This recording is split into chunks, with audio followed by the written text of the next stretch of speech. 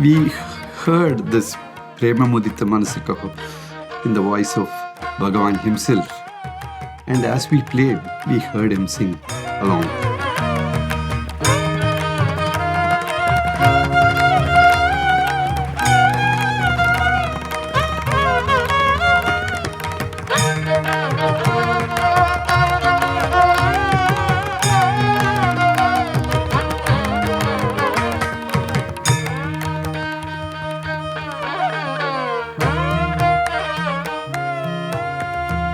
It was like visiting or being in Dwarka when Lord Krishna took his avatar and with his devotees, he blessed the universe.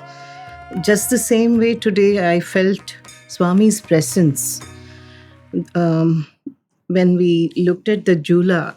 As we started giving our Sangeeta Seva, the way the Jula was swaying and Swami was seated on the Jula, it was as though he was already waiting for our music. I feel very humbled. Even in the morning when we were here for the Guru Vandanam, how all the children were there, the students were there, and the Kirtan was happening. It really, as Anna put it, it gave me goosebumps. And the universal love and selflessness, all those values Swami always spoke about in his speeches, I could feel all that today in the morning. We are so blessed and fortunate to be here on this 99th birthday of Bhagawan. Prasanthi Nilayam always meant peace, harmony, shanti, and bliss. From the day I started coming here, and I could feel the energy all the more. And this is the first time that I come here on the birthday of Swami. And it was very moving and goosebump moments. And we saw the Jula swinging, and we felt that Swami was right there. That energy gave us the music that we produced. I remember whenever we came to Bangalore, if we had an extra day or if we knew that Bhagavan was in Whitefield, we would extend our stay, and it happened quite a few number of times. And my father and Guru with him, I also used to tag along, and we used to wait for Baba to appear. And the discipline here is something so phenomenal. Yes. We felt that we were in a different world altogether. So many people, but perfect silence. And everybody in unison, looking at Baba, waiting for him with that anxiety and that expectation and that eagerness, with their heart full of love. And the moment he appeared, I mean, it was like all the flowers blossoming at the sight of Surya Bhagavan. And he would definitely know each one of us who are seated and the desire, the unfulfilled desires, the problems. And many a time when we were seated, Baba would walk along. And I remember when my father prostrated, he just held his shoulders and lifted him up, saying, Bangaru, that I can never forget. And we were fortunate on a different occasion to have Bhagavan's interview. I was also there, and Baba Swami Bhagavan presented my father with a green ring, which my father wore on his right hand. And when he played, many people noticed, what is that new ring? And he would with great pride would say that it is Bhagavan's gift.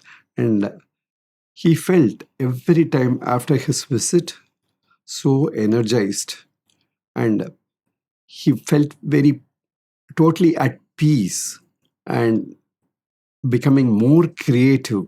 That's how I should put it. And we have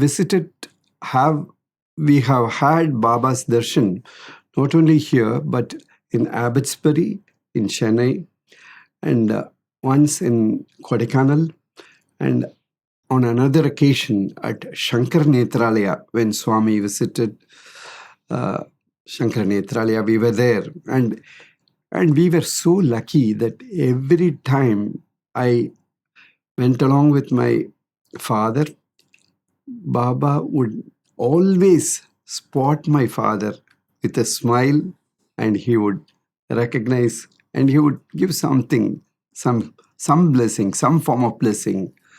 And I would like to narrate one incident. This happened probably in the late 90s. We had a concert in Kanchipuram, after which, during Navaratri at Kamakshi Temple, and we traveled in an ambassador car. And from Kanchipuram, we had to enter the highway. We had to take a right. My father's student, myself, were seated in the back seat. My father was seated in the front. And suddenly, when we took the turn, a huge lorry came and hit the car. And at that time, we thought probably we would not see each other any longer. But what happened was, there was a flash of light from the headlight of, I don't know where from it came. Then it flashed right on the picture of Bhagawan, which was placed on the dashboard. And we all of us saw Baba there. And also the person who was driving the car, our very good friend, Sukumar. Yeah, was a great devotee of Baba. So, and yeah, each one of us got off the car and without a single scratch. But the car was it was in a mess. And people who saw it the next day were very, very sympathizing, saying that everybody should have passed away. But it is really Baba's grace that we were all saved. Here in Prasanthi, we joined our guru and father for a concert, again in the presence of Swami. And the entire journey from Chennai to here was a beautiful experience. Our guru was very carefully selecting some of the bhajans, and we were trying to learn the tunes even as we were traveling. And for us to be sharing the stage, the aura of our guru and Swami in the front, sitting and enjoying the music, everything is such a memorable experience, divine experience, and we'll cherish it forever. And I just want to add one more thing to that. Those were the days when we never had internet or YouTube. Absolutely. So we had to approach some devotee and made her sing a bhajan, and it was notated. Yes. I distinctly remember this. So blessed we are to have been under his aura.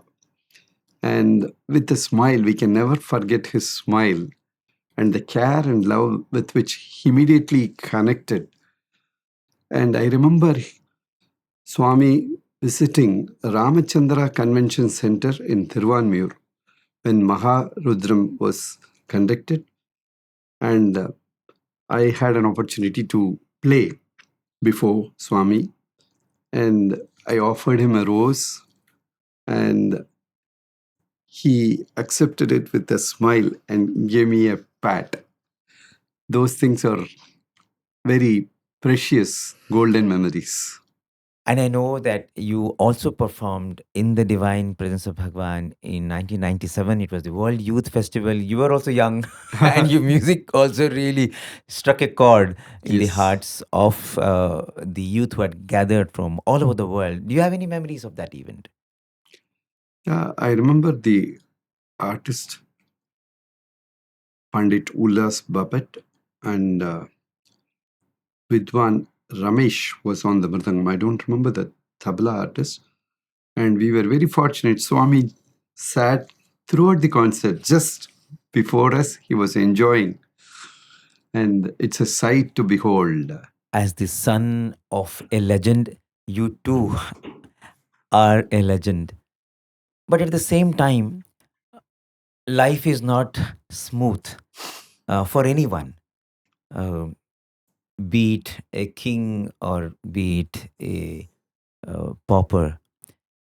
So when you go through challenges, when you go through certain events of life which are not to your expectations or which disappoint you, how do you deal with them? I think the music itself teaches uh, us how we should lead the life, how we should manage or face challenges.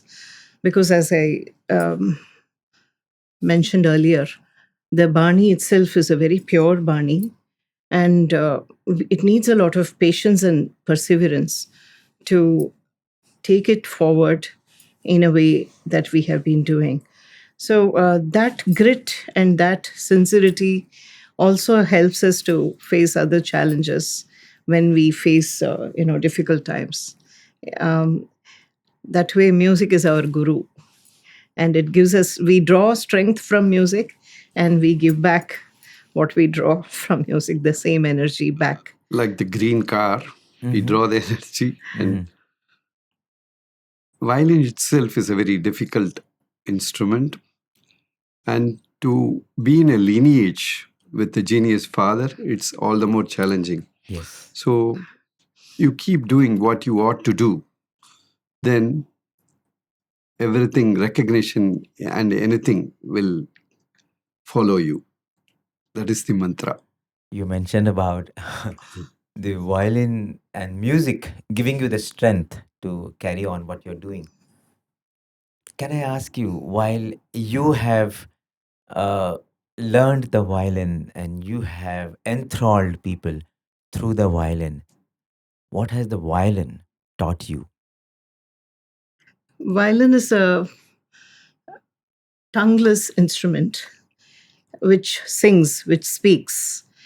So I think that message is there in that those few words. We don't have to talk too much. We don't have to express too much. All we have to do is do the sadhana, and it'll take you forward. That's what the violin has taught us, because it's a very difficult instrument. It doesn't have frets, so when you begin, it takes time to even find the right note. It's as though you're looking for something in a dark room. So slowly you start finding for any violin beginner, I'm sure they'll go through this. It takes time, and once you find the right note, then it starts giving you a lot of joy. So I think it is a very philosophical way that we start to engage with the instrument, and we develop a relationship, a bonding with the instrument, and it teaches you all these values also. And when you give yourself to it, it gives back. Violin, when you play with your mind elsewhere, will sound different. But when Exactly. you play with your heart and soul, Yes. violin will speak. It will carry the emotions that are inside you. That is the beauty of violin. It's not an inanimate instrument. Yeah. And each one gets a different, unique tone when you start spending time with the instrument. And as you spend hours and hours doing your sadhana, sadhaka, you develop that unique sound which is yours. And that is a very humbling experience, I should say, because when he plays his tone, his the melody, the way it comes, it's very different from what I play. So each one can have a unique relationship, equation with the violin. Even though we play the same notes. Yeah. Yes.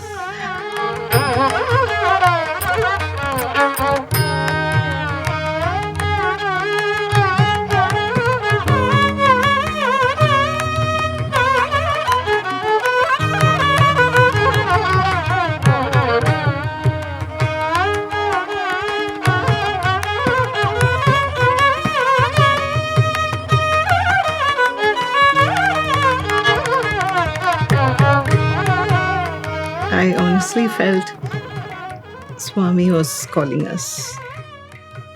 Nothing, no other thought came in my mind. I just told myself, because I think I'm coming here after 15 years. No, not 15 years. I played a solo also, but after that, for nearly 5 to 6 years, I've been wanting to come, and I think this is when Swami wanted us to be here on his 99th birthday. So it is Swami who is calling us. Yeah, it is an incredible. We felt elated when the call came, because this is not what comes when you apply for it, because all the applications are already with Swami and he knows whom to be selected. So there is a beauty about it. The energy that is here is very, very unique, because Swami and music are inseparable. And the bhajans and all the melody that all the devotees every day sing and offer their prayers. I'm sure the aura of all the Swara Devatas, it's there in the beautiful divine ambience auditorium. And therefore also when we play, we know that every single devotee can sing some melody. They are all praying, singing the bhajans. So unlike other concerts where audience just come to listen, here they all can sing too, definitely. And therefore we are able to connect immediately, and we are able to spread the aura. As I told you, we receive the aura and we just give it back. And we are made to sit facing Swami. Yes. Yes. And the audience are all behind us. Yes. Just giving us that encouragement. So we are singing along with the devotees. Yes. To Swami. To Swami. Yes. And it's Swami's incredible feature that made him inculcate music in youngsters, in kids, catch them young. And every kid here can sing and they can appreciate music. And this morning, the Guru Vandanam, it was really very top class, a professional level. So combined with bhakti, they are offering it. And it touches your heart immediately. I've seen a picture of Swami with the tampura. And he can sing tunefully without the help of a tampura. Yes. And it's a very challenging thing to just stand and sing, and also after a lecture, after speaking for more than an hour, and to sing immediately. I think you must share a little bit about the rigor and the sadhana that your father put you through, and how it was then, and now how do you reflect on that? Because this will be something which will help those youngsters who want to walk on that path of glory and to be able to do something with their talents for God. First, I would like to talk about the purity of this music. The Lalgudi Bani, which has been, which is the Bani that our Guru created, and the purity in terms of how to maintain the dignity and bhakti, bhava, all that very intact. even when we are doing anything creative or innovative, the baseline is bhakti, bhava, and purity. This is what he has passed on to us. As we go through decades, we see a lot of change happening in the music scenario. But still, what we feel is we should carry forward the legacy, the lineage, and maintain the dignity and purity. This is the first value that has been passed on to us. And that's what I think we have been doing with Swami's grace and our Guru's grace, maintaining the purity, even when we are trying to take some of the present innovative things into our music. We retain the past and the dignity. Yeah, it is very easy to get swayed by the shortcuts that are available to get more views or to do something which is not yourself, just to attract somebody. I think everybody should try to project the music in you rather than projecting yourself. That is very important. When music becomes larger, I mean, you can captivate everybody, you can mesmerize them like a magician, and you don't have to go after anything. When you have that patience, consistency, and sadhana and perseverance, like they say in Gita, you just do what you ought to do and things will follow.